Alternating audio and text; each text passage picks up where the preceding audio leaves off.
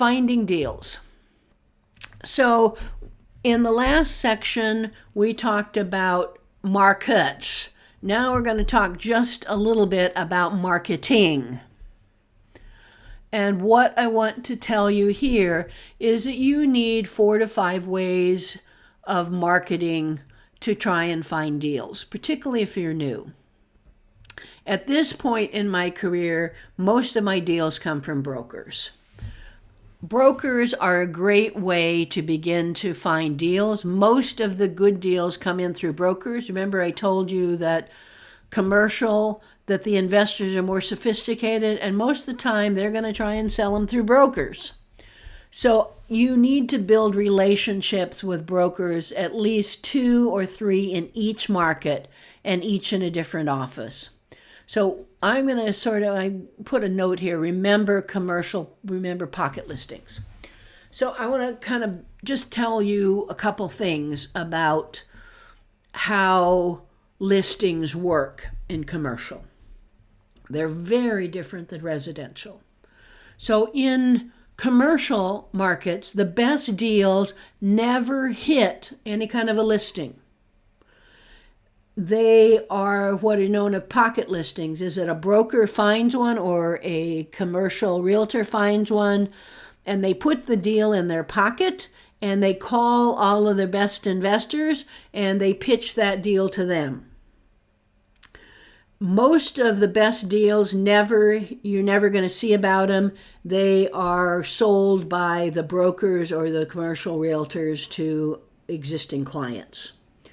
If those clients don't want them, they are going to try and sell them or pitch them to other investors in their brokerage. That keeps the broker's fees and the realtor fees within the office. If that doesn't work, they are going to market it out to their buddies and in other brokerages. And about that time, you start seeing them putting listings together and offerings together and putting it up on their websites. If that doesn't work, then you end up probably not a great deal at this point, and it ends up on sites like LoopNet, where you are just showing that deal to everybody. So that's where we are talking about finding at least 2 to 3 brokers in each market. And they're in different offices. And that's why we just explained that first it's marketed within their office before it ever goes up on a listing site. And then it goes to other brokerages. So you need brokers or realtors in more than one commercial office in each of your markets. That obviously means you're not going to sign an exclusive with anybody in a market. There are some websites where you can look to find things. LoopNet is one. You don't find great properties, but you do find brokers. So what you do sometimes find on LoopNet are for sale by owner commercial properties. The deals typically on LoopNet are not good deals, and we just talked why, but the brokers it's a good way to find brokers. You're going to have to find ways to get into the good graces of a brokers so that they're going to start sending you some deals. One of the ways to do that is to send them offers on properties that they're having a hard time selling, that like are listed on LoopNet. What you typically are going to do is when they send you something, you see something, you're going to do an email and you're going to make some kind of a general offer, or you're going to get to them and say, this deal doesn't work for me and this is why. This is what I could pay for this deal.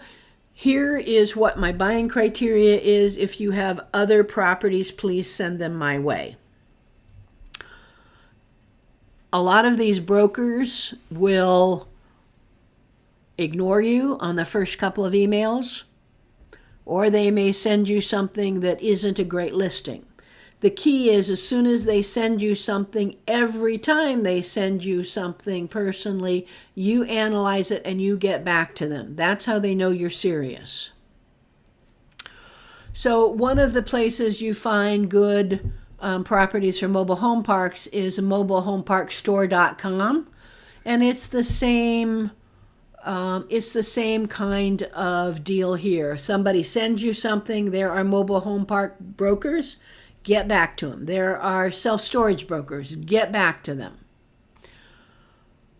On some of these websites like LoopNet, you can set up search criteria. Now, LoopNet was recently just bought out by CoStar, and CoStar is one of the big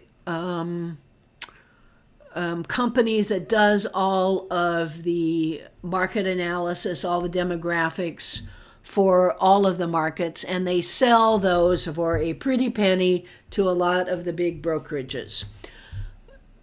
CoStar is changing up LoopNet significantly, and so I don't know how much longer it's going to be around or what it's going to look like.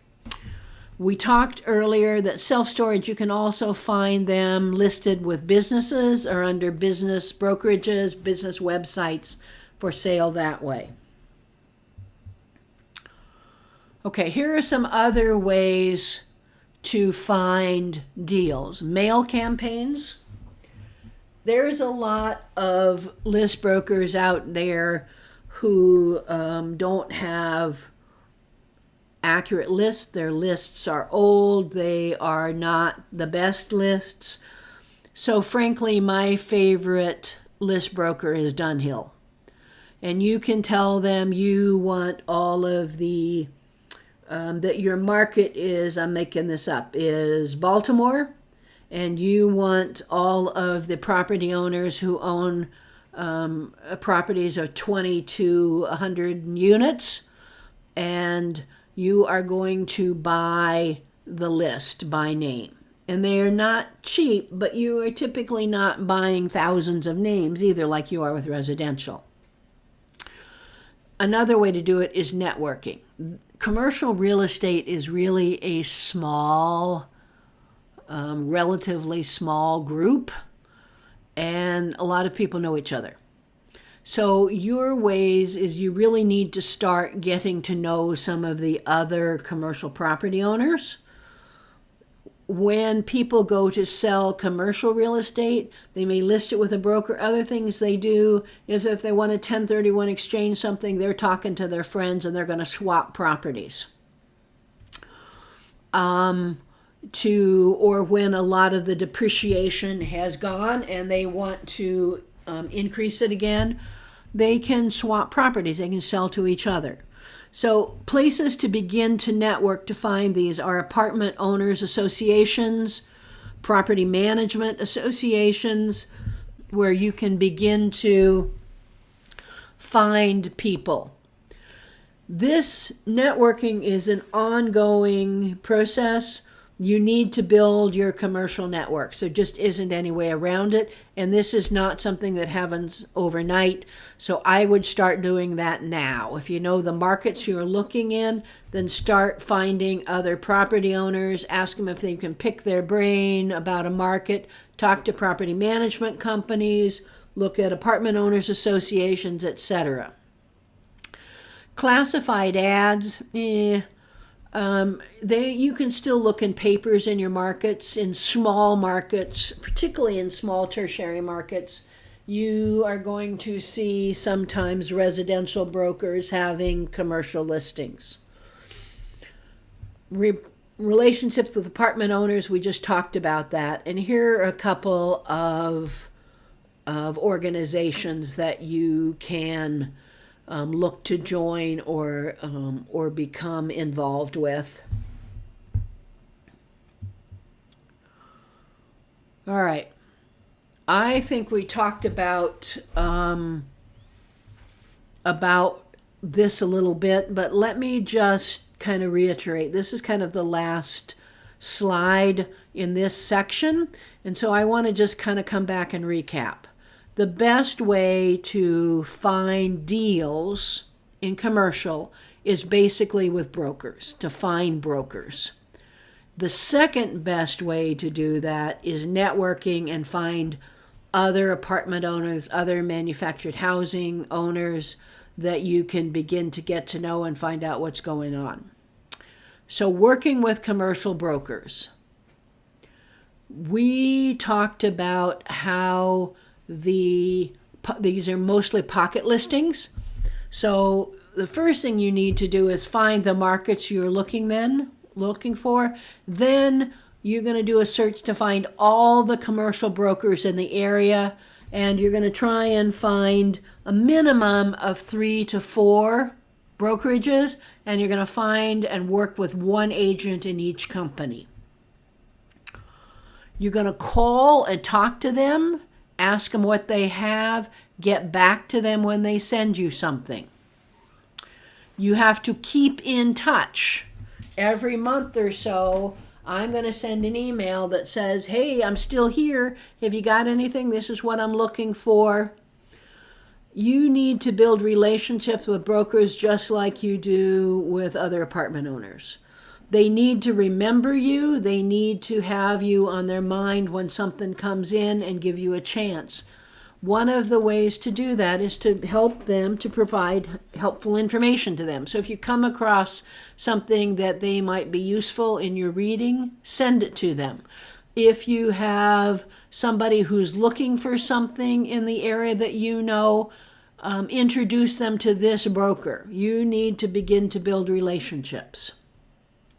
So I think that is kind of a summary. There's a whole lot other ways to find deals, for marketing for deals, but for what we have time to talk about here, I think this is a good start.